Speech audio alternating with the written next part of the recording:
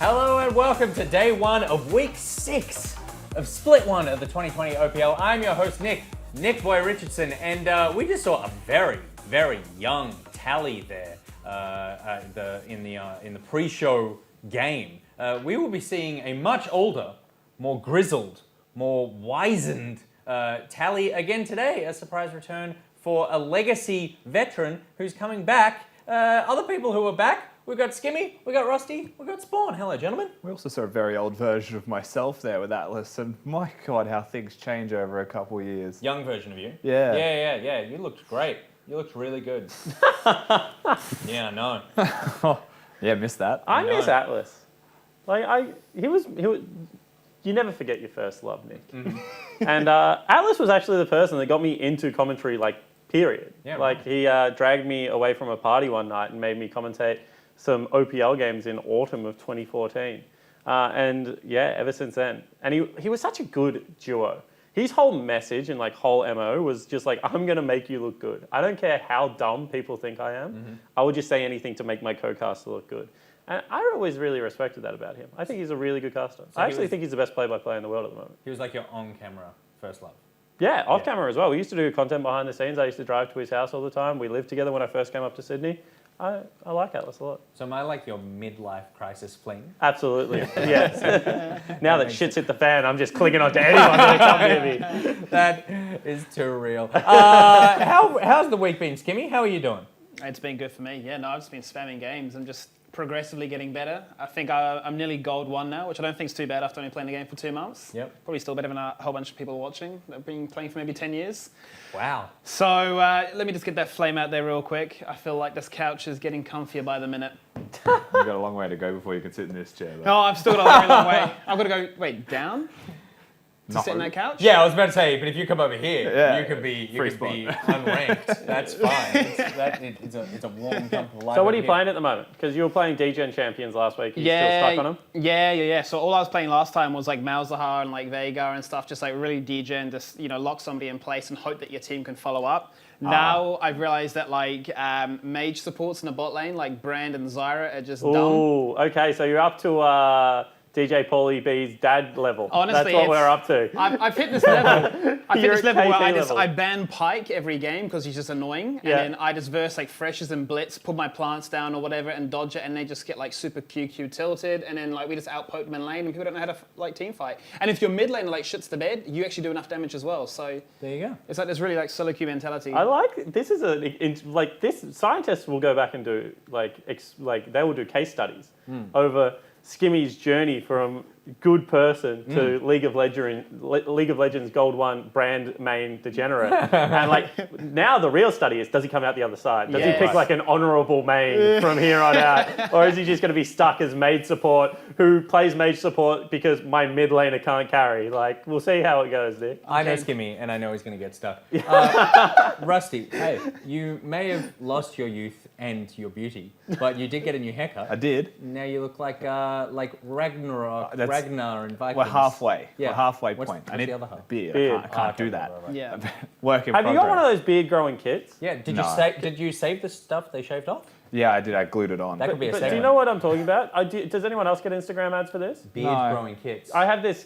I always get the same ad. I can grow a beard. Thank you very much, Instagram. It's on my face right now. But it's this thing where it has a wheel and it's got spikes on it. I have seen that. And you roll it on your face and it spikes your face a little bit. Yeah. And then you pat this lotion into your face, and apparently it gives you a very luscious beard. And what they generally have is Greek or Middle Eastern guys that are very attractive who are shaven 2 minutes beforehand because otherwise they are hairy as all hell. And then the next time it's just they haven't shaved in 2 weeks and look how glorious their beard is. And I'm pretty sure that isn't due to the beard kit. Yeah. I'm pretty sure that's due to superior beard growing genetics that we know that is out there. But you get a beard growing kit is what the takeaway from this is. we could try Waste it. $60. I reckon that case study number 2.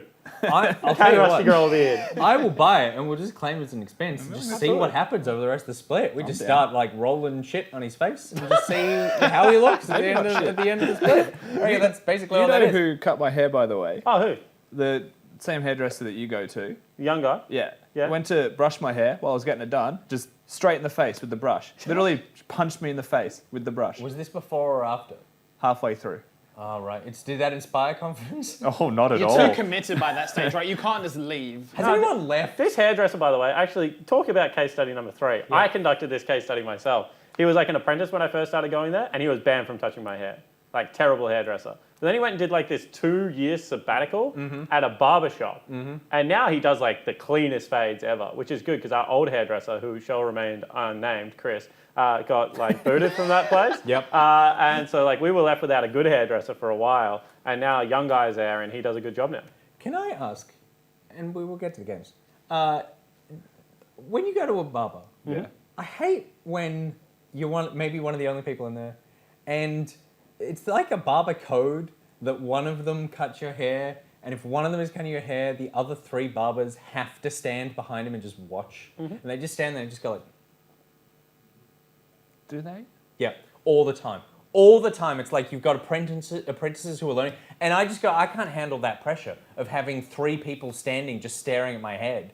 And no one else has this experience? No, I do. And I Yeah. also have the Instagram experience where if they do a really good job of my hair, they're like, can I take a photo of you for my Instagram? Yep, Oh, yep. right. And no I'm one's like- ever said that to me. Yeah, I'm just, well, I've with never a had head that like either. that, We're not lucky, can't Nick. really blame them. But yeah, so that happens. I think it is a learning thing. That's how I like to think about it, Nick. Yeah. It's like they're just trying to learn how to like master a haircut.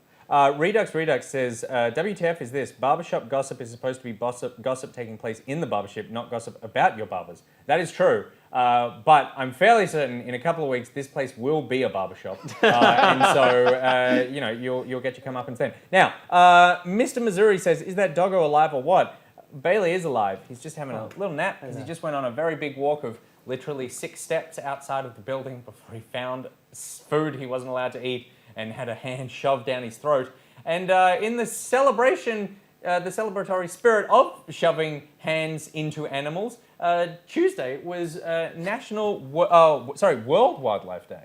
So we are going to celebrate by spending today just talking about animals on the broadcast. So we're going to be, I just want to say that some of my ideas for segments that were shut down was I wanted to rate the most delicious beast flesh we'd consumed this week. Oh my God. And our producer said, no, absolutely not. That is monstrous and a breach of human decency. And then also I wanted you guys to send in pictures of your pets. And that at the end of the show, we would pick a new pet as the mascot of the OPL. And we'd kidnap the animal and like it could live here? Because we have a bed already, and Bailey is like he He's does a part-timer at best. He's a part-timer at best. He's in here like 3 or 4 times a split. So we would like to take your animal off your hands, and we would pick a new OPL mascot. Again, the producer of the show was like, no, my dog actually is like half the salary of my household. So there you go. That's just how that works. But we do want your weird animal stories. So please send them in to me or to the OPL, at OPL or at NickBoy on Twitter, using the hashtag IamOPL. We want your weird stories, your funny stories about animals, and we'll be reading them out throughout. I have a question. Or send them to askingboy@gmail.com. Ask away. Do children count as animals? Yes. Okay, thank goodness, because I can now participate in this segment. If it was just only animals, I was out. Thank God, because this could have been the only broadcast where Jake didn't speak. All right, it is time to move on to the And schedule. no one would have watched. Let's be serious. They all would have checked out. It's time to move on to the schedule for today. Let's take a look at the games we have coming up. Game number 1, Order versus Pentanet.gg. Game 2, Avance taking on Mammoth. And it's Direwolves up against Legacy. And then Order and Avance, making a return for Game 4. What's the banger? What's the banger? Surely game 3. It's game 3 It's game for 3. sure. That's an exciting game. There's things on the line, stakes, livelihood, a return of an OPL favourite. Has it all. It does. It's exciting. The first game as well will be interesting as they had the exact same win-loss record. Not exciting at And all. I think we're at that point in the split where you do need to find your legs and really start That's to not push true at all. towards- See, people keep saying this to me. We didn't find our legs until Gauntlet Match 2 Yeah, last year, you barely and we got made in. the final. You barely We got barely in. got in. We didn't lose a game between game 1 of Gauntlet and game. We're talking about Gauntlet, so 10 you of barely Gauntlet. got into Oh, Gauntlet. yeah, no, that's true. But you know what? We'll One sneak game in there out of again and we'll do the Gauntlet. same thing. No, yeah, it's kind of time for both teams to put up or shut up, to be honest, because people obviously look at Order because they're the more established brand within the OPL. But Pentanet came into this spitting hot fire with like a really promising lineup that people thought were going to be top 3, myself included, and they've kind of been pretty disappointing as well. So. Big game for both teams. Skimmy, was it Pentanet.gg or was it AV who were tweeting out their lineups? It was Pentanet. At Order. Yeah, right. we've already had a good laugh about that one, so I'm going to be rattling that off during the draft and seeing if it's true or if they've just debated us all. Does that get into the players' heads? Not at all. Like, actually, half my players hadn't even checked social media, which is good for them. So I had to tell them, and then they kind of had a laugh. You had them well trained, like children. You removed their phones. It's the most Correct. important thing. All right, it's time to take a look at the lineups. Let's start off with those children of Order. Daddy, who did you bring? I'm about to leave, but it's Viper in the top lane, only in the jungle, Harry in the mid lane, and Rare 7 and Ayla down bottom. Of course, the most handsome coach in the whole of the OPL, maybe world, is me. This is why he doesn't do his I own love how he's done this introduction. self-segment. That's fantastic. No more is he allowed to introduce Order. No, never again. And I hate the fact that I just called him Daddy. Yeah. That just feels wrong. That's gonna, you know, it's gonna That end was up a on that 2 for Twitter 1. account. It's like out of context. You know. Oh yeah. That's definitely on That there. wasn't even out of And context. It's gonna be like. It's gonna be like some zoom in, distorted face of you, like Daddy, and it's gonna be like dirty, like bass. Oh, I don't know. It's gonna be crazy. That's going to play well for my brand. All right, how do we feel about this game? Who's taking this one out? As you've mentioned, equal win rates, up and down teams. Yeah, definitely. I mean, it's hard to say. Can't pick because It's they're hard to equal say. win rates and up and down teams. Very inconsistent rosters, of course. There's been a lot of preparation and planning that comes in from Pentanet.gg. I think that's what you have to look at with them. Is what is their recipe that they're bringing today to take on Order?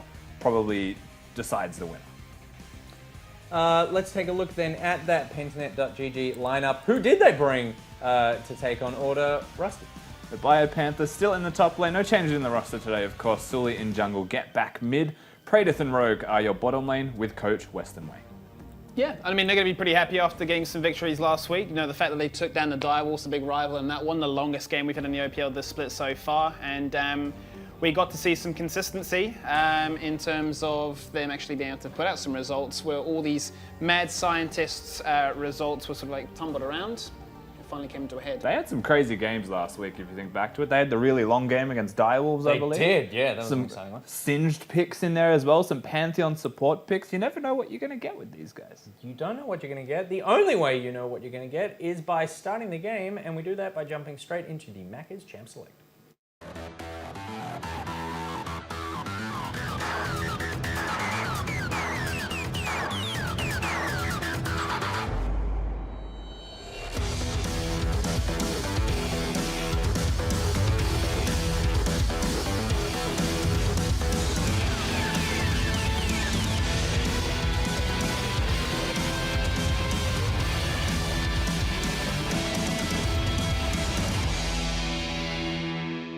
Well, let's kick it off with the very first game of the day. As they've mentioned, both teams on an even record so far, sitting at 4 wins and 6 losses. Last time these two teams went up against each other, it was nearly 40 minutes, Rusty. Pentanet were the victors in the end.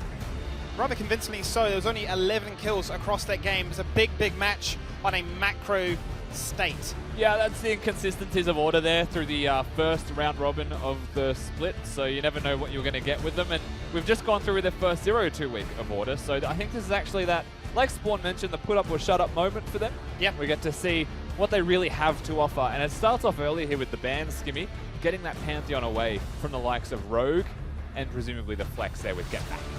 Yeah, maybe that tweet getting in their head, but we have seen Pentanet flex it in multiple different directions. Get Back, as you say, running up the teleport. Rogue showcasing it last week as well.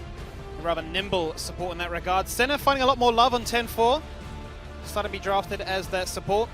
And still, Ornn is ridiculous. But both the AD carry priorities come online. As you'd imagine, it's been the same story all 6 weeks. And Yeah. bot lane's already locked in here for Pentanet. Yeah, Senna actually gaining a lot of traction because of the likes of Tom Kent and Rumbles, and we've seen a bunch of stuff, but Senna's the AD carry playing the support role, so a very unique champion in that regard, so taken away from. I like that ban a lot. They've locked in the misfortune for themselves, perhaps an Enchanter might be the direction they choose to go. You could even see the likes of Morgana for Order. They're the type of team that will play the Namis, but it does look like we're going to be going for the Thresh this time. And that's into, once again, this weird Rakan priority that we've been seeing from Legacy that we're now seeing from Pentanet.gg in this draft. Yeah, it's been one that you've been a bit confused at some states when you're thinking, well, you're not going to pair that up with a Zyra, or you're not going to get that Lover's Jewel, you're not going to get the added benefit, if you will, but something that they're feeling confident on. Rogue liking to get engaged, or liking to be the one to engage, I should clarify, with Biopanther being on the back and ready to follow things up with. So, second ban phase comes online. Kale instantly denied here by Order. Yeah. Menace may not be in the OPL, but it seems like he still had some influence in the draft phase nonetheless. Kale was one of those picks that he would always go into the Ornn. Yep. Though Ornn is banned and Set has been picked, I think a similar thing could be said about that. We actually saw Kale in the LCK into Set when it first came out as one of the counters, in that you scale up just so incredibly hard, and you'll always do more damage as the game progresses, and it's one of those matchups where you can just kind of hang in there. Oh, they've denied his Singed as well. He played it once, and play it again, he will not get that opportunity. So devastated by a Panther. He played it against the Set. He played it up against Chippies. Yeah, it's a similar matchup. Like, consistent damage over time will beat Set in the way that his shield is for burst, right? So if you can just outpace, which in a funny way, Singed presses R, Set presses Q, you just walk away and he dies. If he chases you, which is his only function as a champion, he's dying, and you don't burst him, he has to press W for less than a max W and power, you don't go Super Saiyan, then you start to win. But not going to see that matchup anyway in this game, because we've locked in our jungle here for Order. They were hovering the Ivan for a fair bit of time. I was wondering really what the game plan around that was, but it will be the power farmer in Karthus, a pick that Sully is definitely showcased he's quite comfortable with. Whether or not going to play as aggressively with level 2 dives for tower platings or not, or if we're just going to see a case of boost to level 6 and then try and find those engagements all across the map. Waiting to see where they go here, Pentanet, for the rest of their draft. Soraka actually going to be the lock-in. You have to assume that is going to the top lane, given that the Rakan is already there, unless someone wants to channel their inner G2 perks and go Rakan mid lane. But of course, that's not going to be what happens, as there we go, we finished it out. Our composition, some nice mixed damage through the rest of that draft there as well. Good damage mix from Pentanet, having a Soraka and a Syndra to round that out. Get Back and Praetor both playing the same champs they did last time, both the actual highest performance in that game in the Syndra and the Aphelios. Brand new roster for Order this time around, a new identity, a new idea to try and take this one on. Going to be Harry showcasing what he can do with Irelia. We've seen Rare 7 try and draft up against the immobile AD carries, or just immobile members in general. Whether or not Harry has a new spin on things as he's playing into mid lane, quite excited to see. Yeah, you can't really, like a lot of Aurelia's biggest strengths in certain drafts is that you can go like a Wit's End rush, and then, you know, Syndra won't be able to do all that much to you, and it's possible here. You can still be very aggressive with a Wit's End rush, but there's a Jarvan who'll be doing pretty strong just base physical damage onto you, so we'll see where Harry chooses to go with his itemization.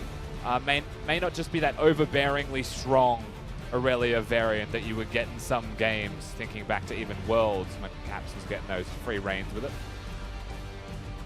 Well, both team compositions are locked in here. Pentanet have a fair bit of sustain, and on standby, Western Way, welcome once again as we crack on in with this one. It's a brand new week. You're up against one of your rivals in the league in Order. How are you feeling about this matchup coming into this day? I think we're feeling pretty confident. I think our team's been doing really well in practice this week, and I think that our performance across the split has just been going up and up. So yeah, I think the whole team's feeling really confident about today's match. And one thing that you guys always seem to do is come in with a pretty clear strategy and clear plan through draft. And I would say this is one of your more reserved drafts compared to some of the other ones that we've seen in the past. So what is it that you've been looking at this week for that consistent improvement? Is it away from the drafting some weird champions now, or is that still something that's in the back burner? So we kind of have two things which we focus on when we're practicing for the week. So there's kind of like our general concepts, you know, how we're just getting better at the game as a whole. And then at the beginning of the week, we usually think about what kind of strategy we want to play against the team, depending upon the strengths and weaknesses of the team that we're going up against.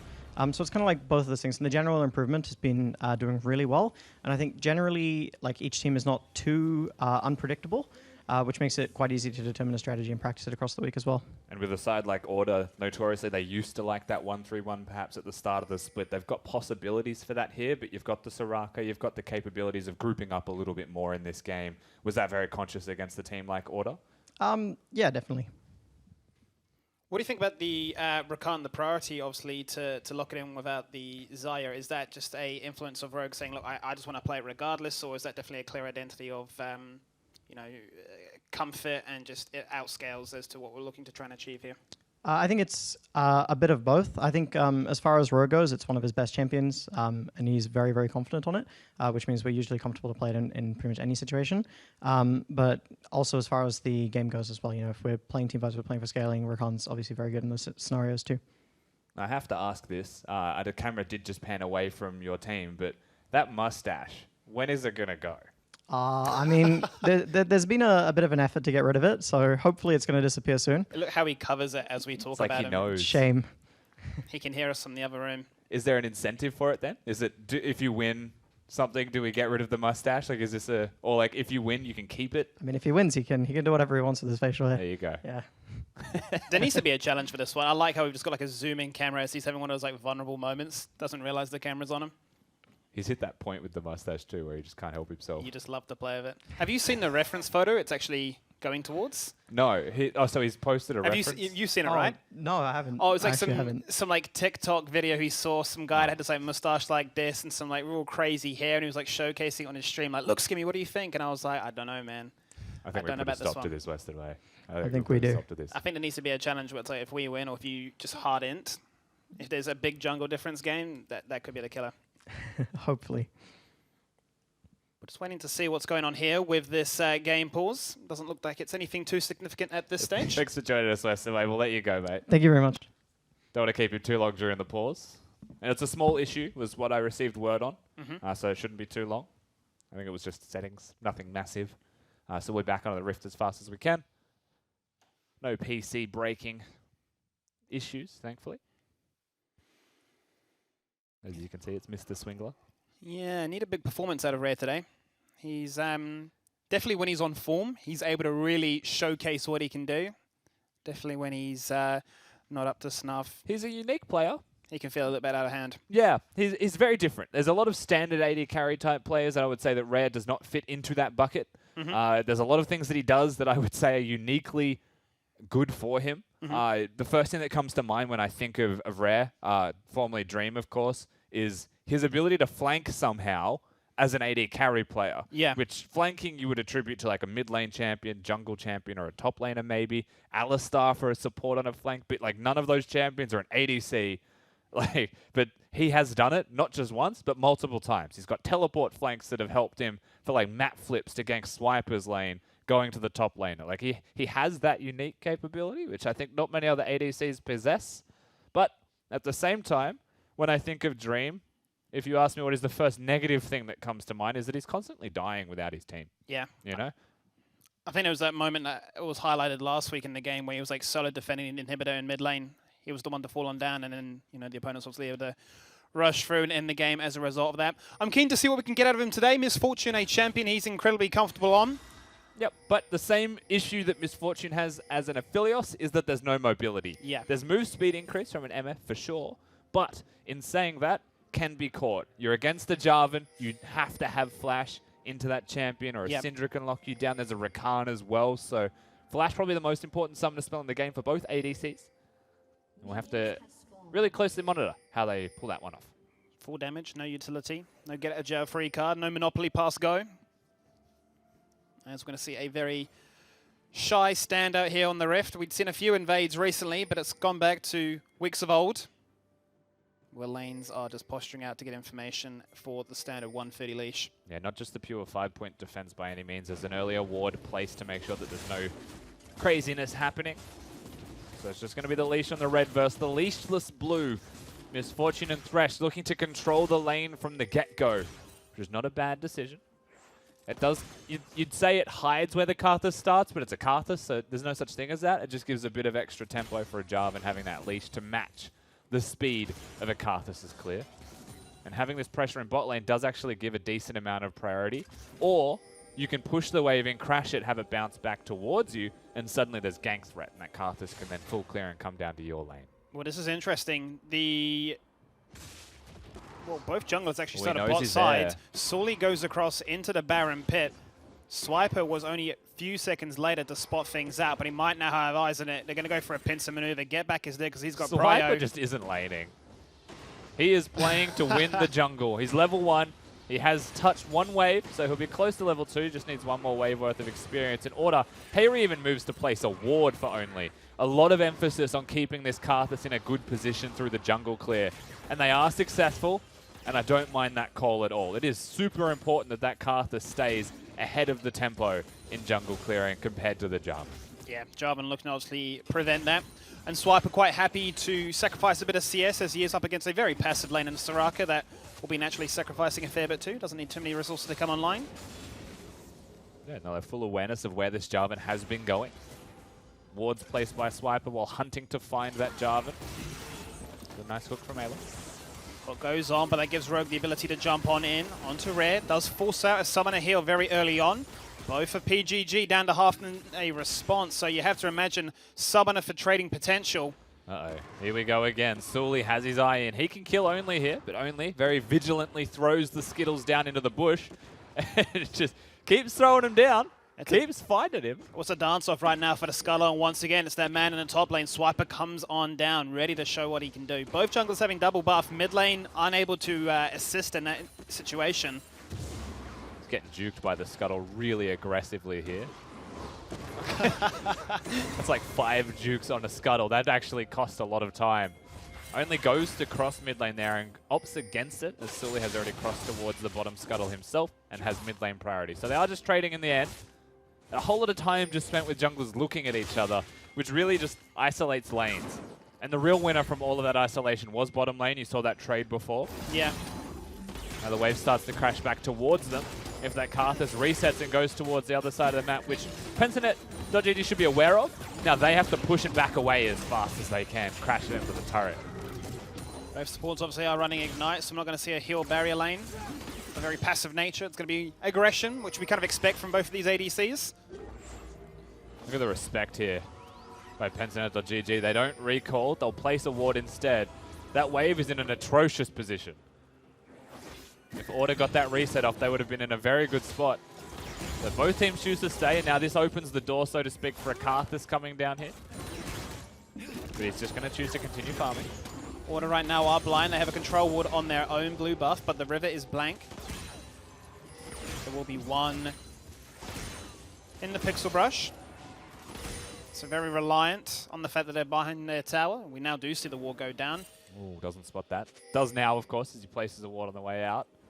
That's the only ward that Rogue has available to him, now completely nullified by a control ward. And he's not going to feel safe clearing that one, you would Absolutely have to imagine. not. Cannot face check that one.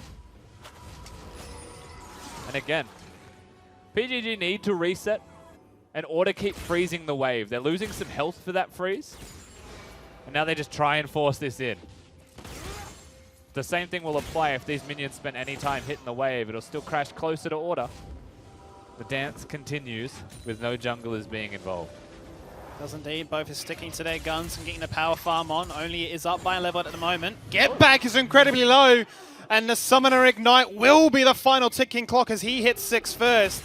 Order are online. Yeah, one key difference in the Summoner spells in mid lane proves to be the difference maker in getting the kill. The Merc Treads rush from an Aurelia is not your prototypical power spike, but having the Ignite can circumvent that, and having the lead in levels does the exact same. Very well done here from Hayri. We didn't see exactly how it happened, but you have to assume he hits 6 and just immediately throws out the stun. Yep. And now because he's got the ultimate, constant resets available. Knows the damage calculations. Cool guys don't look at explosions. And that hurts so much for Get Back right now, because not only did he burn Flash, he actually used Teleport to get back to that lane, so forced to walk back. Very down in this situation. Order going to capitalize on that one. Their bot lane will now finally be able to respond and go back to base, get those items online. And we'll pick up a Drake and a Scuttle too. Macro advantages, pressure across the board. He even grabs the Honey Fruit rare. I thought he'd just go back to base and reset after that Drake. That's exactly what Pensanet wanted to do, but no. He's going to push this one in for free. He knows that he has the pressure of a roaming Karthus nearby, and Rogue's going to freeze this wave potentially himself. Just a lot of shenanigans down in bot lane. He just doesn't want to It's base. a never-ending cycle. When does it reach a point where it's greed? The junglers Surely there's going to hit a ticking time when it comes to 6, which they are getting close to now. Sully is hunting for it. Karthus does have Requiem online right now. I mean, this is the exact moment where it's greedy. But This they're not is going to greedy. get punished because they've already killed the cannon. The wave's going to be pushed. You just, like... Rare cannot contest You're this. No 6, no mana, and no items. So what this means is that right now it's a free wave push from Pentanet.gg in bot lane. They can then leave the lane, play some deep vision if they would like. Sully already with the preemptive sweeper. As Rare is massively overstayed, so they're going to miss the full wave for it.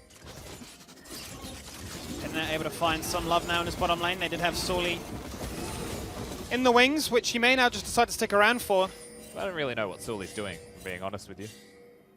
There's nothing on that side of the map. A lot of teams would flip. You know, we're hitting closer to the 8-minute mark. Drake is gone. They want to try and tower dive. Now this is interesting. They're trying to capitalize on the fact that Rare has no I ult, think but it's 'cause neither they does Sully. saw Thresh mid. They've just picked up 2 turret plates. I guess you have to look at, it's the Twitch test here for Rare. Rare. He's going to get flag and dragged on. The beautiful flash to deny that one, and that actually hurts Sully so much because he's bought so much time for Karthus to carry on free farming. Look at that scoreboard and just look how much further he's ahead now. Yeah, that's why, like, at first look, you're like, I think they just had an opportunity out of what was nothing, really. Just a lot of time spent, but they got the opportunity. Rare checked the bush, but a good Twitch check. He flashes out successfully. And so only 6 to 5 in levels. Definitely a big CS lead, like you mentioned. Now 7 to 5 in levels. All of that time spent was just definitively time wasted if they don't get a return gank into bottom lane and kill Rare. And he's just been able to pick up the blue buff as well. And as you can see from the economy standpoint, up by 600. He's getting the dream start for a Karthus if he will. Got Dark Seal online, obviously, with the Dark Harvest too as his rune choice. And with him hanging around this top side with the control ward down, has no concern about saying, well, Swiper, you can come on down here. Harry's online already.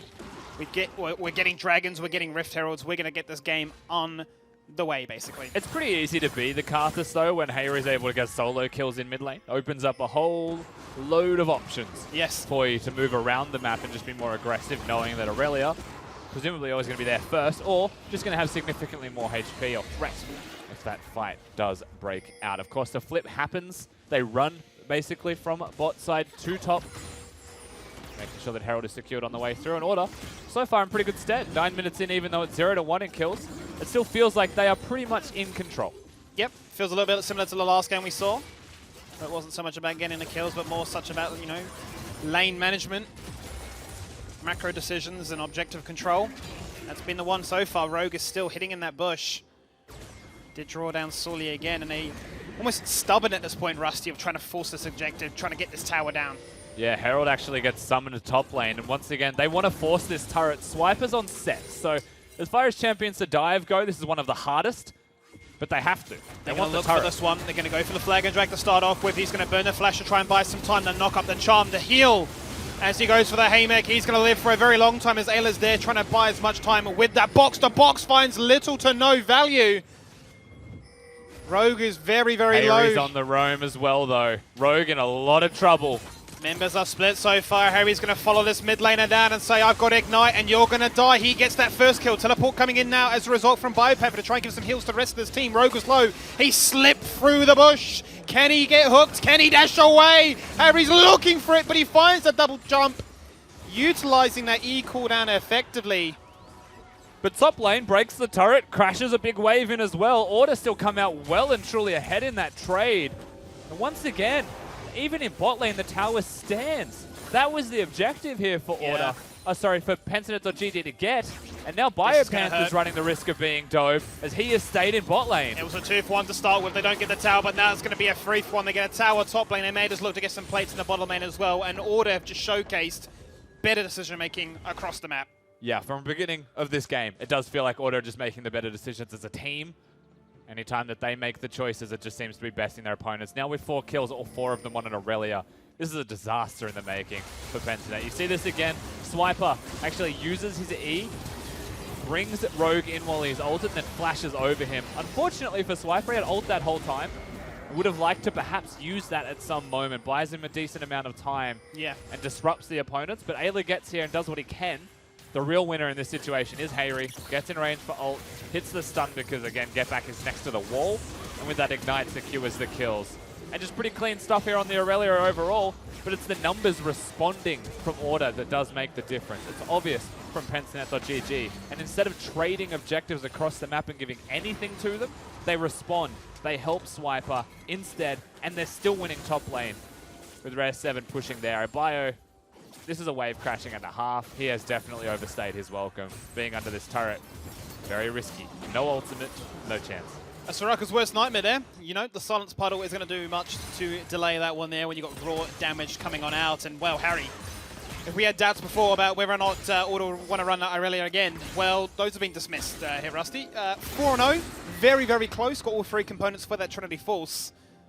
He is definitely giving Get Back a bit of PTSD right now. Bio Panther steals away the red buff from Swiper, which will be nice for him to have, but you have to look top lane. Ayla is about to run into Sully and Rogue. Ayla has no summoners. He does have his ultimate online as a result. Sully juking out. Good cancel. He's going to get the Flay to prevent the drag across. Now going to use the stopwatch. Sully is going to fall on down, but keep your eyes on this lane because Harry's going for the 2v1. They want that bouncer. He's forced to dash away, utilizing it, but Praetor bets himself online, doing Aphelios things. Gets a fair chunk of gold. And you have to wonder, Harry had Trinity Force buy available, but Forty was just still so much further ahead rest of the pack. Yeah, just tries to do a little bit too much there, it felt like. Hubris coming back to bite Harry. No flash, no ignite, no Trinity Force purchased at that point, but still went for the 1v2. Well, they already had the free kill there in Sully. So, end of the day, 750 gold going over to Praetor is something that you don't want to give away. That's the way that it has gone here for Order. No neutrals to contest at this stage. Order looking for the reset, still healthy. Around about 3k gold difference. Majority of that will be in the balance between the jungle as well as the mid lane. You can see the results of that extra kill going into the pockets of Praetor. That equalizes the AD carry position. I mean, that's an important thing to note, is all that did was equalize. That's a kill that you don't want to give away, but at the end of the day, Order have still been playing this significantly better than their opponents in the first 14 minutes to have the lead that they had. Third time's the charm. They do finally lock down that bottom tier 1 turret. Order already have their eyes set on the mid lane. That's where they've got their AD carry positions. They want to break that one down, open up the map, and just give themselves so many flanking routes and opportunities. And we're looking at a dead map at the moment in terms of objectives that we could be looking towards. It's that point in the map where wards and picks are the only real game plan. Outer turrets standing, the bot lane outer is something that Order could look at. And mid lane is usually going to be the most heavily fortified or defended objective on the map. So without a Herald spawning, which will be shortly, then it's a hard objective to take. Right now you're looking at a Thresh who has the hook, maybe make some picks, generate some control around the map. You've got a Syndra who could do the same thing with a Jarvan. Those are the two players that you have to look at, I would say, from Pensanet.gg to bring it back. And with a Herald spawning soon, I think that's where the direction will start. You'd imagine the majority of this vision that Pensanet put down so far, which is towards that bottom side to try and break that tier 1 turret, will now be replaced towards the top. Try and get this Herald on lockdown as the TP comes in, and you imagine that now will start to become the priority. Drake is up on minute 30. And Order are grouping up as a pack. Very clearly the GLP has now been purchased by a Get Back, so one full item for himself. And pretty similar across the board here from the side of PGG. They've all got their one item spikes, but Order very much first to the punch. And again, the Risk of Earth playstyle that we've been seeing here and there from the Pensanet.gg lineup sends them to bot side control. Looking at bot lane, but not really committing to anything because that's far too deep. And now they're just going to lose mid for it. Losing again, yeah, Biopamper was collecting top lane. They're trying to find advantage in the bot lane. Unable to really do much because they're just going to lose mid as a result. Riftfield will one-shot that. This game really has become a bit of a head-scratcher here from our blue side.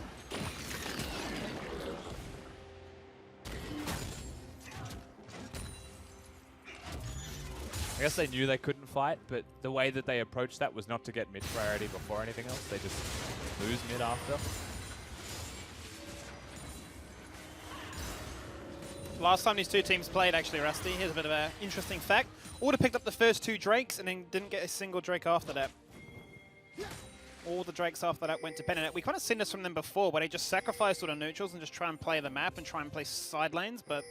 Yeah, we've also seen Order throw a lot of their game at objectives.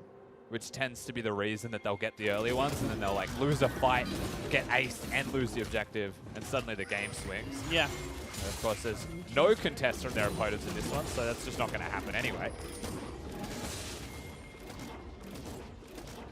Going to show face now on his top side. 2 control wards getting dropped on down to try and give Harry some time. This is dangerous for Rogue. He respects the decision. This tower may not just fall. It's living on borrowed time as the teleports come on in. Get back on the flank using that gun to slow the members down. You can see Swiper's got one idea in mind. He is looking for the showstopper. No priority put towards that Infernal Drake just yet. Only maybe walking over to solo it. Of course, at any moment, the opponents you would expect will be looking towards him. But let's take stock of the minimap. Where are Pentanet.gg? Well, there is an Alcove Warrior recalling now in Rogue. And they're just pushing top lane looking for that outer turret. They break it, but the cost is Soul Point. Just gifted over to the side of Order. Once again, it's just beautiful execution from Order, being the ones to say, we will take this top side, draw you up here, we'll pick up a Drake, and then if you want to force a fight, we've got the global ultimate from Karthus. It's also an Infernal Soul on a Karthus. Yes. Who has the Runic Echoes enchantment and is now level 11. He could press R and someone just gets eviscerated. I guess that doesn't make too much sense. Evisceration to a Karthus ult. He's a rogue. Can you like magically eviscerate? He's got combo points. Yeah. He's definitely big at this stage though. 60 CS up. A fair chunk of gold as we've highlighted in the past. Getback's actually done a fantastic job of trying to equal out that CS deficit. Will obviously still be down based on the gold, but he's had a rough time so far. His identity has changed from being a one-shot mage more into a let's try and control some of these choke spots and limit their aggression. I guess we have to start looking at when is it that Pentanet.gg do something in this game, because it does feel like they've been sacking a lot of objectives. Yeah. And in the coming minutes, they'll be definitely forced for that Infernal Soul to make something.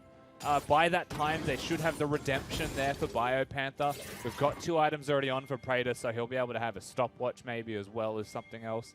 An Executioner's Calling is possible, but I don't think necessary in this game. I would say that if I was Pentanet.gg, I would use the next 3 minutes and 30 seconds to try and keep neutral around Baron, get stopwatches, and look for this Infernal Soul fight. Because you're against the Karthus. If you don't have stopwatch, you're probably just dead at the end of the fight anyway with how far ahead he is. Yeah. And then just look to take it. Rely on your Aphelios, who is just utterly broken.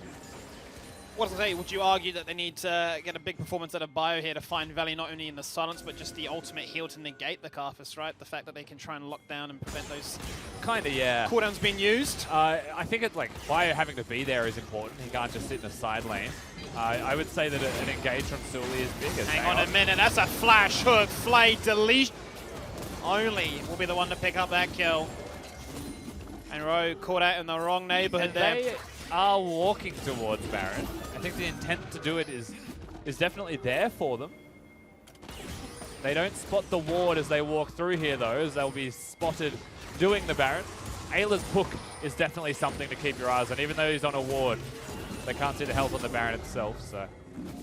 Double Execution is online. Obviously very easy on Misfortune to spread that around with the bullet time. And we have got that redemption on now. We've got 2 items there, waiting for boots upgrades for the mid laner and jungler of Pentanet.gg for certain. Once those are online, I think they're combat ready. I mean, they have to be. Sacrificing too much. The gold has definitely stayed at a 5k balance for a rather long time now. We've highlighted where those impacts have been, be it mid and jungle. Yeah, Krug Hunter. Hey, he was sitting there waiting for them to spawn. I think only just wagged his finger at him. So I'm Karthus. Gets to the Krugs on spawn easy as you like.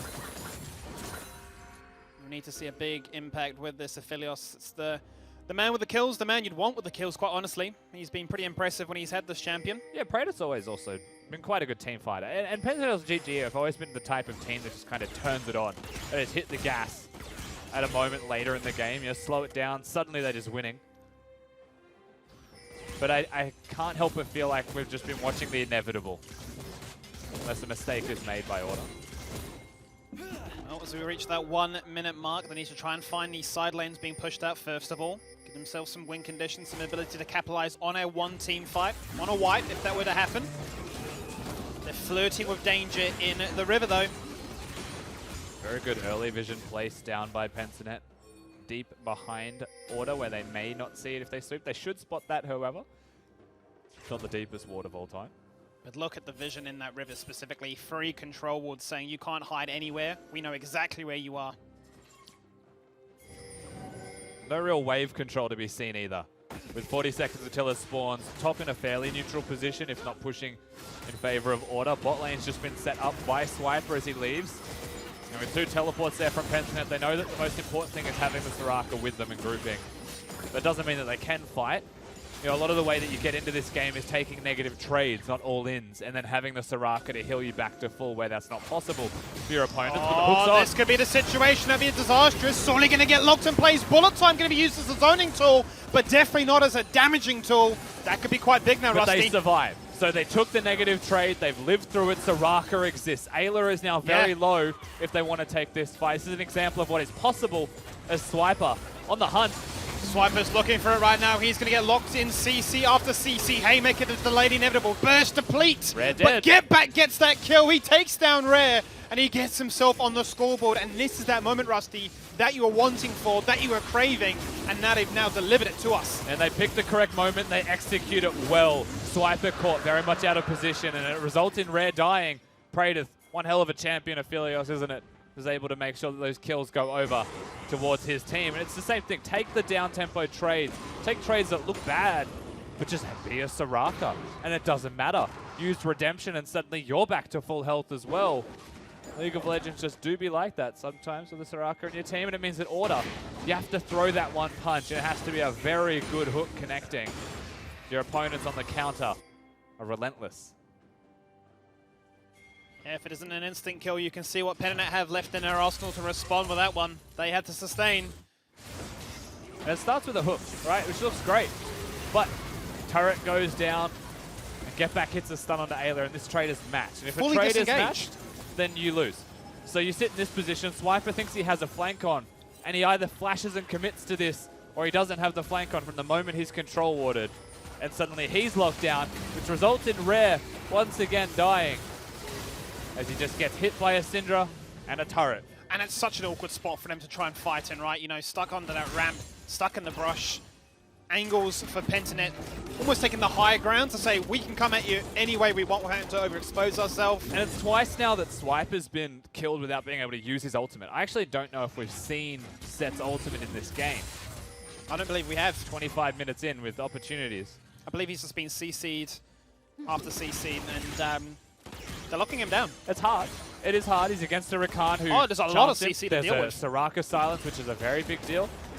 It's all about the flanks, though, for me. You've got Praedyth and Get Back, the 2 carries, the squishy members with no mobility, playing flanks in those last skirmishes successfully. Yeah. That's a hard thing to do. And still having flash on both of them means that there was no threat going towards them whatsoever. I wonder if that's the directional shift that we need to have here. Harry not having teleport, needing to get flanks is hard. Getting backline access then becomes difficult. And Ayla's hooks have all been towards the Jarvan or a tank. It looks to me, Rusty, like they want to set up for Baron because Harry was actually going to be coming to mid, then decided against it, rather clear out top, set up that lane. Using the Infernal Drake here, bit of extra vision control. Perhaps looking for Thresh hooks once again as a very good start to a fight. You can bring the set to the fray as well if you hit the hook. Throw the lantern to Swiper and suddenly you're in the middle of everybody. Hurts. Order have just danced around the entire time and Pensanet have just got a full reset off. They've been baiting nothing. League of Legends with God Vision sometimes jades the perspective, but they definitely would have been considered waiting there without knowing. Again, looking for hooks. The best way in for a team fight is to hit the fresh hook. A collapse perhaps was going to be there from Get Back, but that's because Hayri is showing in top lane. He doesn't have teleport, so they will be trading control of mid lane in its entirety. Rare has to For be so pushing careful top. right now. He's defending on his own. Flank is coming online right now. Swiper's looking for it once again. Has to be careful of all that CC. Still waiting for that moment. This waiting game just constantly adding tension to the point that we're at. Game 1 of the OPL in week 6. It feels like what felt like an inevitable conclusion has been delayed, and in the back of your mind, you're thinking Pentanet can win this game, and I think it's absolutely true. Both side lanes set up for big order. items for Praetor. Massive. Compare that to Get Back. Yeah. Look at the item difference between them. He's got a big responsibility to exert that pressure necessary with the luxury items on board. The thing is, we've got an ARAM against the team that really wants to do Baron or bait Baron. So it almost feels like a chicken dance. Pentanet.gg are like, we'll run down mid lane and we'll pressure mid lane. There's no point in us checking the Baron because we'll just get thresh hooked and die. Yeah. And then Order is sitting in the river saying if they come and check this, we'll kill them. But they haven't started the objective. But I think now we're at a point where it gets real spicy. Again, 30 seconds until Infernal Soul available for Order. They are on Soul Point. And stacking Souls, not a bad option in the end if you get 4 of them. Stacking Infernals, rather, for Pentanet.gg. This Drake becomes even more important. Bio forced to collect bot lane. Teleport. From Bio Panther, from bot to mid. Just wants to be grouped. Again, the same principle applies here if you're Pentanet.gg. All-ins, you can throw stuff at them. Order getting upset right now. They want to force a fight, but Sully's the one to jump right in right now. He's just going to get absolutely evaporated. Redemption won't save him on that occasion. Bullet Time finds some love this time. Ayla flirts with death, but he survives. And then you've got Requiem, which has blasted you to smithereens. One member survives. It's Get Back, and he needs to get all the way back to that fountain. The patience of Order finally paying off. Yeah, just because you throw the punch here first, Pentanet.gg, doesn't mean you win the all-in outright. You need to be able to survive. And even through the stone plate of the Jarvan, they kill him, and that's it. The fight becomes impossible. Swiper gets the ultimate off this time, gets the flank off this time, and look at the difference that makes for the fight. That's Infernal Soul, that's Baron. Everything that you would like here for Order is free for the taking because they finally get the team fight that they needed.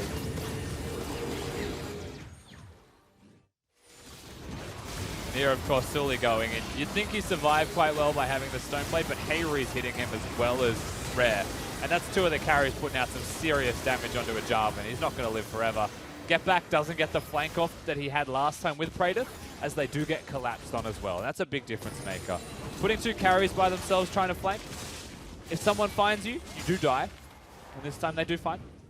You argue perhaps that the fight was a little bit too explosive for what Pentanet have drafted right there. Yes, they had the lockdown burst that Syndra can provide. Yes, Praetor has 3 items online to definitely admit, but look how different it's been when the fight's been a little bit slower.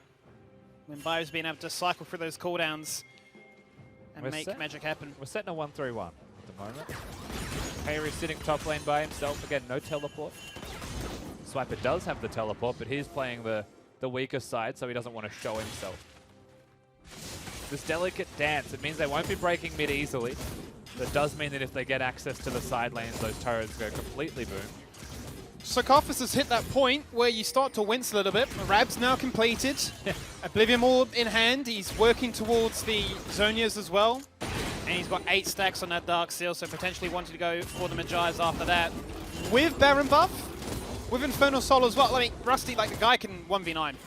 Yeah, I mean, is at the point, like, Karthus has always got that scale that starts to get worse and worse, but now if you see a light above your head, you actually just scream in agony, knowing what's coming. Am I seeing No, things? you're seeing it correctly. There's a 5-level difference. 5-level difference between Karthus and Jarvan. Yeah. Unheard of. Oh, nice hook too. There, Cook. Fox into the play to start things off with onto Biopanther, but this is where Order start to suffer. Rogue unable to find the knock-up, and Praetor was hungry. He was waiting because Sully's on the flank. 2-man Cataclysm. What can Praetor find as a result of this one? Silence comes down with Starfall. Try and get him some sustain, but the bullet time flank over the wall. And they have fun with Karthus, and they just wipe the team of Pentanet. Harry's already in the base. He wants to end this game. Yeah, Harry looking for the solo one to get back. Karthus ultimate forcing the Zonia's Order. They get the team fight with a huge ultimate there out of Rare. And that will just be the game here. 31 minutes in, they have put on an absolute annihilation with a weird slowdown in the middle. It was a game that was so strong in the early game for Order. Mid-game was an ARAM, but late game was a demolition. They have crushed their opponents today. They will not be even on the scoreline. They'll claim victory in the first game of the day. And as the Nexus dies, I think it's fair to say they never looked like losing. The closest we got was there was a moment where you're like, maybe they're pulling it back, but just as quickly as you get those feelings, they're completely washed away. So at the end of the day, Order still looking like the better team in the game. And it starts super early getting a Karthus ahead, and it ends with it being 5 levels ahead, which is quite ridiculous, to say the least. It snowballed out of hand very quickly there. Sorely unable to find the advantages that he wanted to, and Karthus utilizing that time to scale up, and boy did he scale up with the amount of items that they had, exerting pressure around the map, and the smiles say it all. Order very happy with that win today. Definitely a team that are known to be smiling. Jumped out of their seats after the wins as well. It's good to have for Order. They don't go 0-3 on the day, or the 2 weeks. Getting the look there from Spawn, who we'll pass back to. Well, the scream started right about the MF ult in bot lane there and didn't end until we took a seat back here in the studio. Order very excited about that win. Yeah, I think one thing we did really poorly at the start of the season, because obviously the players put such a high expectation on themselves, is like you stop celebrating the little wins, right?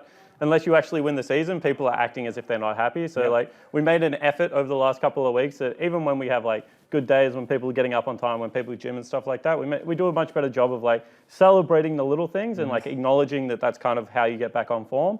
So I'm sure the guys were pretty happy to pick up a victory like that. And from a coach's perspective, which I can talk to you about, how was that from the draft with you? Yeah, I mean, we had one of these drafts where Aphelios is kind of unrivaled in mid-game power, but isn't as good in laning phase as what he was, right? He's been knocked down a couple of times. So I think that we kind of had 3 prio lanes as soon as Harry got level 3.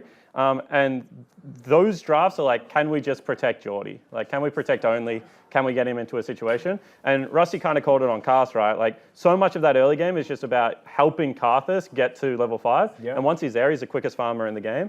And then you saw he went 5 levels up. He had like more gold than the solo laners in that game. So I think like from a draft execution point of view, apart from Ronan frontlining in one team fight, we had a pretty good game. He also took a scuttle crab after Baron and didn't hit B with the rest of the boys, so it cost us about 12 seconds of tempo. But I'm getting into the real nitty gritty stuff here. You're getting into literal coach notes. I will literally take up with him afterwards. But instead, we'll turn to you guys. Ronan, welcome back. Dream. Hello. But Harry, welcome to the couch. Yeah, thank you. Congratulations, boys. Who was the screamer, by the way? It's definitely It's not me. Was it you? Yeah, it was me. A little bit, but I was getting the boys hyped up. Yeah. And then Harry started getting hypey, you know. He got a solo kill level 3 and he's like, oh, he's dead, boys. Yeah. Come on, let's go, boys! He's dead! level 6. Yeah, you level 6. Sorry. Same thing. Harry, how are you finding Order? Because you are an impressive player on this team. Yeah. Like when I hit the roster, because I think I was one of the last ones to join. I was like super excited because I have like a lot of respect for everyone in this team. So yeah, I was very excited for the most part. I used to call him future Order mid laner. Harry It was a meme. For like half a split. It was kind of a bit of a meme, and then like as soon as Simon tells me that he's going overseas, like I pretty much alphaed DOS. DOS and I like were going back and forward on mid laners, and I alphaed. I put my foot down. I said I wanted Harry, so I was happy I got my boy. And it's working out. Ronan, is it working out for you? Absolutely. I'm just getting carried every game. You are. It's true. I didn't want to say it on broadcast. But I mean, I'm glad hey. you did. So talk to me about the game. Talk to me about what was the early game plan, and how did you think it worked out for you guys? Early game plan, Harry just stomped 1v1 mid and 1v9 the game. Work out, Harry? Yeah. I mean, yeah, it worked out. That was what Like happened. we wanted to play with confidence today, so I think that's what I did, and yeah, I had a pretty good early game. And Had a very obviously good game. we're 0-5, I think. Yeah, having big Before performances this, every week. just kind of getting our head kicked in. So what changed, this game as opposed to the last 5 that we played? Corgi. Yeah, tell him about the corgi. Alright, so Jake promised us that if we win the split, that we're getting a dog. We're getting a corgi. Oh, yeah. like literally a corgi. Yes. well- Not a corgi. You're getting a dog. No, Well- we decided corgi Yeah, and we're it's getting a happening. corgi. There's no corgi. The ordered dog is going to be a corgi. Yeah. Like the queen. Sure. Yeah. Okay. Yeah, Have that's you like motivation. For Have you us. picked out a name yet? Not yet, but PUBG. we will be PUBG. PUBG the dog. We've been playing a lot of PUBG in our spare time. That's actually So, not a bad name. For a PUBG. dog. Do you? Maybe I'll ask you. Do you realize how much work a dog is? Yeah, so the overall game plan is I really want a dog at the moment. Right. This is why they don't get to pick what kind of dog it is, but Jenna won't allow me to have a dog. So if I can disguise my dog as Order's dog that then just comes and lives with me when the guys are on off-season break and stuff like that, and I bring it into the gaming house. It's kind of a win-win for both parties. And now all we have to do is pray that Jenna doesn't listen to this week's broadcast, and we're all home scot-free. As opposed to all the other ones she definitely watches. No, she actually does. Does she really? Yeah, she gives us all critique. And she actually has a real big opinion on how we play the game. I don't often tell the players this, but she has firm opinions on what our champion pool should be.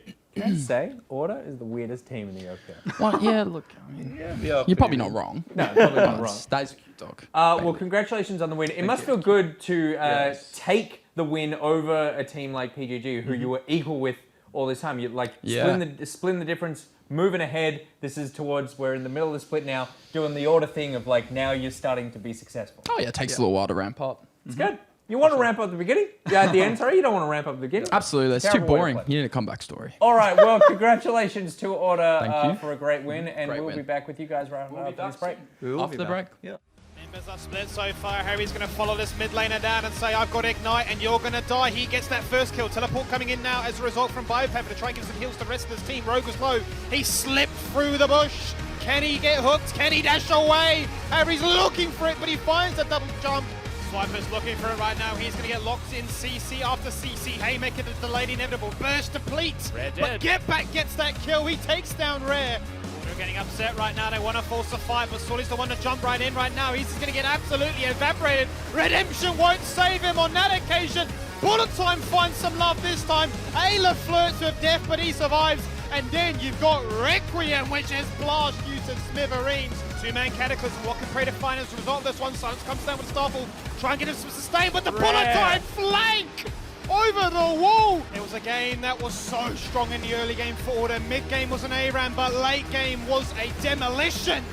They have crushed their opponents today. They will not be even on the scoreline. They'll claim victory in the first game of the day. Feeling the heat? Grab a pineapple or pineberry frozen Fanta mix at Macca's. With 36 flavours, it's the largest range in Australia. Grab one for only $1. A little goes a long way at Macca's.